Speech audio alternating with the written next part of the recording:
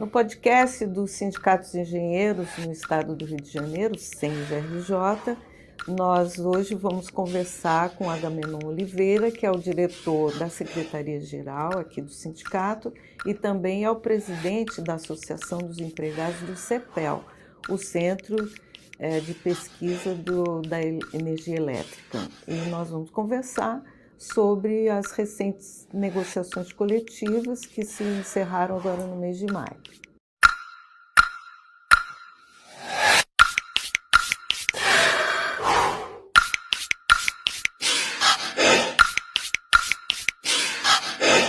Você poderia fazer uma avaliação do que foi a negociação esse ano do setor dos elétricos, né, dos eletricitários, do ponto de vista dos trabalhadores? Como é que foi a database 1º de maio?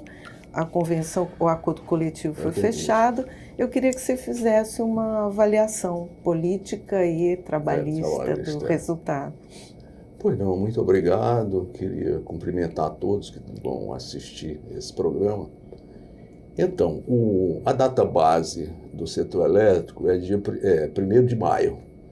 Então, normalmente, a gente entrega a pauta com muita antecedência para que não haja até uma protelação colocando a culpa nos trabalhadores que entregaram a pauta atrasada. Esse ano a gente entregou com bastante antecedência, não só a pauta nacional, como a pauta do CEPEL, que depois a gente pode falar um pouco sobre ela. E aí a negociação transcorreu assim, na mesa, né, várias reuniões em Brasília, outras aqui no Rio, porque a maioria, né, das entidades que negociam nesse coletivo chamado de CNE, Coletivo Nacional dos Eletricitários, é espalhado pelo Brasil inteiro.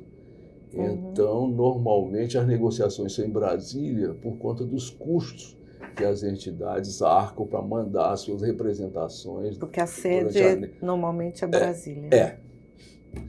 Mas algumas reuniões aconteceram também aqui no Rio e a gente acompanhou esse processo. Esse ano fechou-se a negociação na data esperada. Quando chegou o 1º de maio, o acordo estava assinado. Foi tudo, resolvido na mesa de negociação, coisa que não aconteceu no primeiro ano em que a Eletrobras, né, negociou já na forma privatizada. Porque esse acordo coletivo ele tem a validade de 2 anos, né? Então, a gente negociou pela 2ª vez com a Eletrobras privatizada agora esse acordo. E aí foi tudo resolvido na mesa, coisa que não aconteceu na primeira vez que foi negociado com a Eletrobras privatizada, em que o acordo teve que ir para dissídio, para a justiça, então ficou meio atropelado o processo negocial. Mas esse ano foi tudo resolvido na mesa, né? E você achou que foi benéfico? Teve pontos positivos?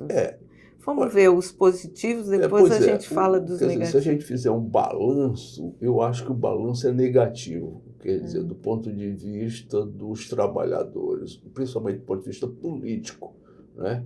Do ponto de vista econômico também, porque a gente regrediu, quer dizer, esse acordo que vem se realizando no setor elétrico, isso vem há muito tempo, né? Quer dizer, eu participo dessa negociação junto ao coletivo já há muito tempo, mais de 20 anos, talvez até mais, né? A negociação no CEPEL, por exemplo, ela começou no começo da década de 80, acho que 84, por aí, né? Então é mais ou menos dessa época que a gente começou a fazer essa negociação do setor elétrico nacional também, né? Agora, isso que eu estou dizendo, quer dizer, houve inicialmente uma resistência grande de dar reajuste e tal, mas depois, no processo de negociação de mesa, né, embora eles não quisessem dar nenhum reajuste, porque eles têm uma resistência muito grande com o salário mais alto, o que é uma contradição violenta, porque quando a Eletrobras foi privatizada, o salário da diretoria, que era em torno de 50, 60 mil, passou para 200 mil e 300 mil o presidente. Mas para a diretoria vale, né? Pois é, agora, para os trabalhadores, quem ganha acima de 20 mil é considerado marajá do eles não usam esse termo, mas é considerado... Uma elite. É uma elite, e eles não são, né? Então, nesse sentido, é um prejuízo para os trabalhadores. A outra coisa que eu acho que foi prejudicial foi que algumas empresas elas tinham a jornada de trabalho de 7 horas e meia. Então, eles unificaram tudo, mas eles não fizeram a compensação à altura. Unificou, né? Em quanto? Em 8? Em 8 horas. Né? Então, isso vai na contramão, vamos dizer, da modernidade que eles tanto apregoam. Por quê? Porque quando você estabelece uma jornada de trabalho, por exemplo, 7 horas e meia, 8, com o passar do tempo, esse discurso que eu estou fazendo agora, eu fiz lá, na mesa de negociação nacional. Com o passar do tempo, a tendência é você ir aumentando a produtividade do trabalho. Por quê? Porque a pessoa se familiariza mais com o ambiente. Ela recebe treinamento.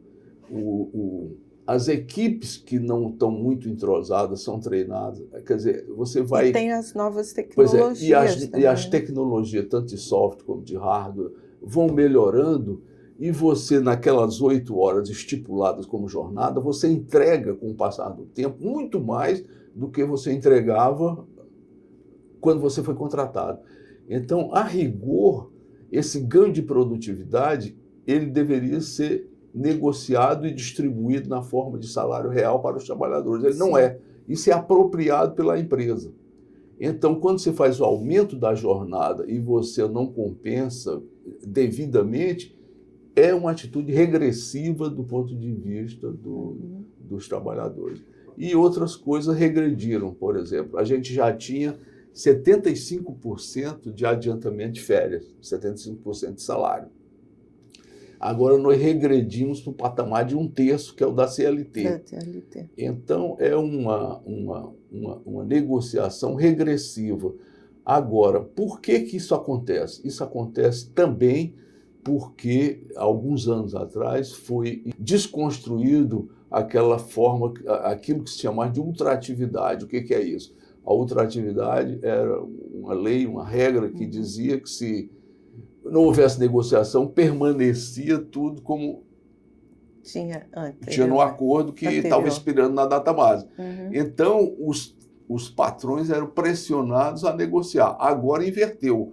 Quer dizer, se os trabalhadores não negociarem, a empresa ameaça o tempo todo de regredir para o patamar da CLT.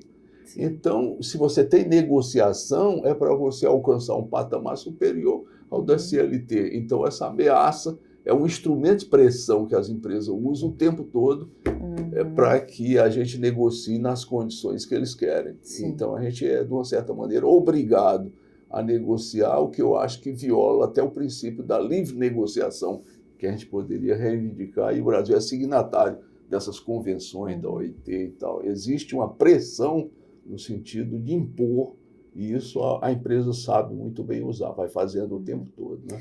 Se a gente falar especificamente da categoria que a gente representa aqui através do SENGE, como é que foi para os engenheiros? É igual para todos os trabalhadores? É igual. Só que os engenheiros, como eles têm um patamar salarial mais alto, quer dizer, esse preconceito, tem 2 preconceitos, que é o do salário mais alto, né? E o do etarismo. Com o tempo, os engenheiros foram ficando mais velhos, evidentemente, a categoria, até porque não houve grandes renovações, pelo contrário, houve um processo de demissão sistemática, né? A partir dos últimos, a partir principalmente do governo Temer para cá, com essa pseudo-reforma trabalhista. Então, os engenheiros são pressionados pela questão da idade a saírem, e são pressionados porque os salários também vão ficando mais altos, e a empresa usa isso como instrumento de pressão para demitir. Certo. E você é o presidente da Associação dos Funcionários dos Empregados do CEPEL, que é o Centro de Pesquisa de Energia Elétrica. Como é que foi? O CEPEL segue o Acordo Nacional, e essa negociação, como é que foi para o CEPEL? A negociação no CEPEL de mesa foi até rápida, porque embora o CEPEL não faça parte formalmente, oficialmente, da negociação, quem manda no CEPEL é a Eletrobras, hoje com o nome de Axia, né? Então, os negociadores do CEPEL ficaram aguardando para ver o desfecho do nacional e aí a gente fazer um acordo semelhante. E o acordo foi semelhante, só que tem algumas especificidades no CEPEL que precisaram ser negociadas. Algumas coisas são diferentes, começando pela jornada de trabalho que foi unificada, era de 7,5. E aí a gente dizia, olha, vocês vão aumentar a jornada de trabalho, teria que aumentar o salário de 6,67%, que é o percentual de aumento da jornada. E isso não aconteceu. Quer dizer, foram dadas outras compensações, mas esse aumento, que era o que era reivindicado na mesa, não aconteceu. Sim. E você, assim, no geral, os centros de pesquisa, no ambiente da privatização, eles sofrem muito, Bastante. né? Porque o Estado investe muito em pesquisa e inovação, né? Parece que o setor privado já... Não. E esse teve um impacto, a privatização da Eletrobras? Brutal. O CEPEL vive uma situação muito delicada, com sério risco de desaparecer e de ser fechado. E a gente alertou isso o tempo todo. Tem uns 15 anos que a gente discute lá no CEPEL com as diretorias do CEPEL e da Eletrobras para fazer a substituição desse aporte que era público. Quando a Eletrobras era pública, tinha um aporte, porque o setor privado não investe na pesquisa. Por quê? Porque a pesquisa ela tem uma maturação mais lenta. Você investe no desenvolvimento do conhecimento sem ter certeza do que vai acontecer. Você pode fazer um investimento em pesquisa e não dá em nada. Tem o risco, né? Tem um risco. E a iniciativa privada não quer correr esse risco. Ela quer a certeza do retorno do investimento. Então, por isso que ela não investe. Essa maturação e essa incerteza que acontece... Mas, do ponto de vista prático, pode haver essa perda no investimento. Mas um belo dia você faz um investimento que tem um brutal retorno e aquilo compensa tudo aquilo que você perdeu. Mas esse tipo de raciocínio a empresa privada não tem. Ela é extremamente imediatista e ela gosta muito de viver de subsídio do governo. Mas ter um discurso, né? De que o governo não serve para nada e tal, é bom que ele não atrapalhe, esse é o discurso dele. Mas eles não investem na pesquisa. Então o CEPEL está numa situação muito delicada, o CEPEL fechou todos os laboratórios com a privatização, ele fechou todos os laboratórios de eficiência energética, são 7 ou 8 laboratórios, demitiu em torno de 20 pessoas ligadas a esse laboratório, e é uma perda muito grande para o país. Não só isso, né? A questão da eficiência, porque a eficiência é uma questão central no processo de transição energética. Quer dizer, a energia, a melhor economia que você faz é na eficiência, porque aí você não desperdiça nada. Você constrói um processo eficiente, então você não perde nada, pelo contrário, você vai ganhando. Então, as empresas privadas que faziam a certificação do seu equipamento no CEPEL, elas estão no limbo. Não tem nenhuma entidade que tenha... Não é a capacidade, tem que ter a neutralidade. Não tem nenhuma entidade neutra que tenha os laboratórios que o CEPEL tem, que possa fazer essa certificação. Aquele selo que aparece na geladeira, A, B, aquilo tudo era certificado nos laboratórios do CEPEL. Ele fechou todos. Então, quer dizer, baseado exatamente nisso, que o retorno era menor do que o investimento. Agora, tem um investimento que reverte e beneficia a população como um todo, ou das empresas como um todo, se você olha o setor elétrico do ponto de vista macro, né, ou do ponto de vista mais geral. Até porque a Eletrobras, ao longo dos anos, foi construída com a participação de todos os brasileiros. Todos os brasileiros. Impostos, através do nosso imposto.